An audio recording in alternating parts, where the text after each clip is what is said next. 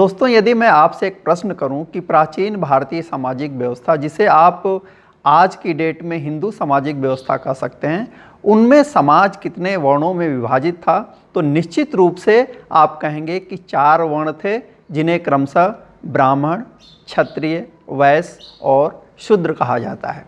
आप ही नहीं बल्कि किसी भी पढ़े लिखे व्यक्ति से ये चीज़ पूछ ली जाए तो उसका आंसर सेम होगा, वही होगा जो आप दे रहे हैं। लेकिन यही प्रश्न यदि आप डॉक्टर भीमराव अंबेडकर से करेंगे तो उनका आंसर कुछ अलग होगा। मैं हूं उपेंद्र सिंह और आज हम बात करेंगे कि जो भारतीय वर्ण व्यवस्था है या हिंदू वर्ण व्यवस्था है, उसमें चौथे वर्ण को लेकर के डॉक्टर भीमराव अंबेडकर के विचार क्या थे। जैसा कि एक वीडियो में मैंने आपको बताया था कि डॉक्टर भीमराव अंबेडकर की एक बहुत ही फेमस किताब है हु वर शूद्राज, शूद्र कौन थे। तो उसमें वे 2 प्रश्न उठाते हैं। पहली बात ये कि शूद्र कौन थे और दूसरा ये कि ये इंडो आर्यन सोसाइटी यानी तत्कालीन भारतीय जो आर्य समाज था, उसके ये चौथे वर्ण कैसे बने। यह एक ऐसा सवाल है जो बहुत ही इम्पॉर्टेंट है, लेकिन बहुत कम लोगों ने इसके ऊपर विचार करने का प्रयास किया कि चौथा वर्ण कहाँ से आया। डॉक्टर भीमराव अंबेडकर अपनी उस पुस्तक में इन प्रश्नों का उत्तर देने का प्रयास करते हैं।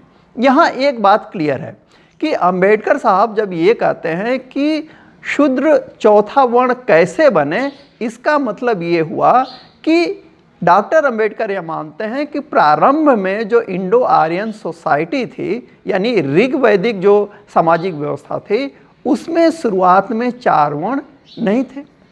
अब आप पूछेंगे कि जो ऋग्वेद का 10वां मंडल है, जिसे पुरुष सूक्त कहा जाता है, उसमें तो 4 वर्णों का उल्लेख है।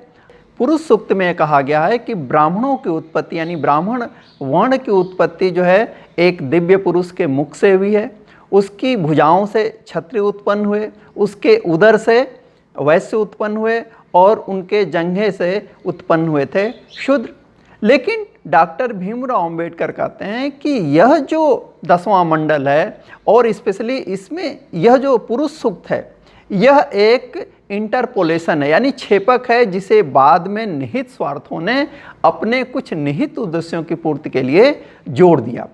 इसके तर्क में वो उदाहरण देते हैं कि यदि हम 10वें मंडल को हटा दें तो हम पाएंगे कि पूरे ऋग्वेद में अन्य किसी भी जगह पे 4 वर्णों का उल्लेख नहीं है। बाकी जहाँ भी उल्लेख है वहाँ 3 वर्णों का है, यानी ब्राह्मण का, क्षत्रिय का और वैश्य का।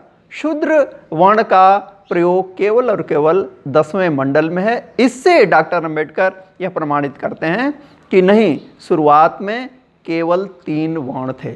इसके समर्थन में वे शतपथ ब्राह्मण और तैत्तिरीय ब्राह्मण का भी उल्लेख करते हैं, जहाँ केवल 3 वर्णों का उल्लेख है, जिसमें शूद्र नहीं है। अब यहाँ 2 प्रश्न उत्पन्न होते हैं। पहला ये कि जो लोग बाद में शूद्र वर्ण में आए, वे उसके पहले किस वर्ण में थे, और यदि वे किसी दूसरे वर्ण में थे तो फिर चौथे वर्ण का निर्माण कैसे हुआ। तो इनका उत्तर देते हुए डॉक्टर भीमराव अंबेडकर ये कहते हैं कि बाद में कालांतर में जो लोग शूद्र कहे गए या जिनकी गणना शूद्र वर्ण में होने लगी, एक्चुअली वे पहले क्षत्रिय वर्ण के सदस्य थे।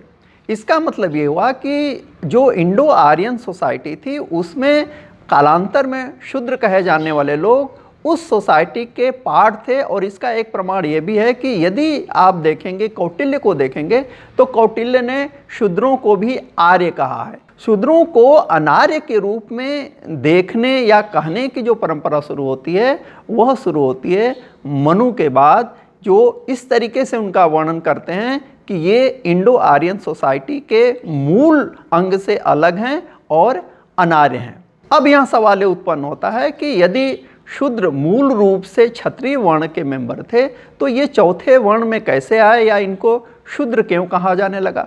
तो इसका उत्तर देते हुए डॉक्टर भीमराव अंबेडकर कहते हैं कि कुछ राजा ऐसे हुए, जैसे वो सुदास का भी नाम लेते हैं, या कालांतर में जब सिकंदर का आक्रमण हुआ था तो सोदरी करके एक गणराज्य हुआ करता था जिसे शूद्र कहा गया। तो उन्होंने ये कहा कि कुछ राजा ऐसे हुए जिनका संघर्ष होता रहता था ब्राह्मणों से। चूंकि वे राजा थे, उनके पास सत्ता थी, तो खूब अत्याचार इन्होंने ब्राह्मणों के ऊपर किया, उन्हें प्रताड़ित किया, उन्हें अपमानित किया और क्रुद्ध होकर के ब्राह्मणों ने उनके धार्मिक संस्कार करने बंद कर दिए और इस प्रकार समाज में एक ऐसा वर्ण आया जिनके धार्मिक क्रियाकलाप ब्राह्मणों द्वारा नहीं किए जाते थे और इन्हें ही शूद्र कहा गया। तो इस प्रकार डॉक्टर भीमराव अंबेडकर अपनी पुस्तक शूद्र कौन थे उसमें दोनों प्रश्नों का उत्तर देते हैं।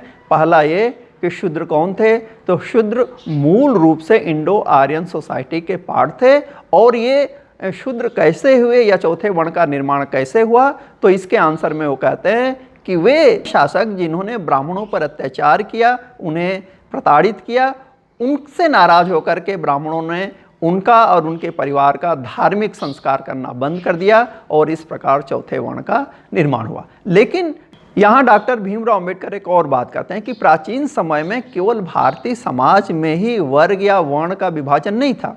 यह विभाजन किसी न किसी रूप में आप देखेंगे तो रोमन समाज में भी था, यूनानी समाज में भी था, आप इजिप्टियन सोसाइटी में भी इस विभाजन को देख सकते हैं। लेकिन ये जो दूसरे समाज थे और भारतीय समाज था, उनके वर्ण व्यवस्था या वर्ग व्यवस्था में एक मूलभूत अंतर था और वह अंतर यह था कि परिस्थितियों के अनुसार और योग्यता के अनुसार व्यक्ति प्रयास करके अपने वर्ग को चेंज कर सकता था, जबकि भारत में यह संभव नहीं था। इसलिए डॉक्टर भीमराव अंबेडकर कहते हैं कि यह जो वर्ण व्यवस्था है, जो कालांतर में जाति व्यवस्था में तब्दील हो गई, बदल गई, इसको समाप्त करने में ही भारत का कल्याण है, क्योंकि इसके बिना एक समतामूलक समाज की स्थापना नहीं हो सकती। तो देखते रहिए, पढ़ते रहिए। Thank you very much.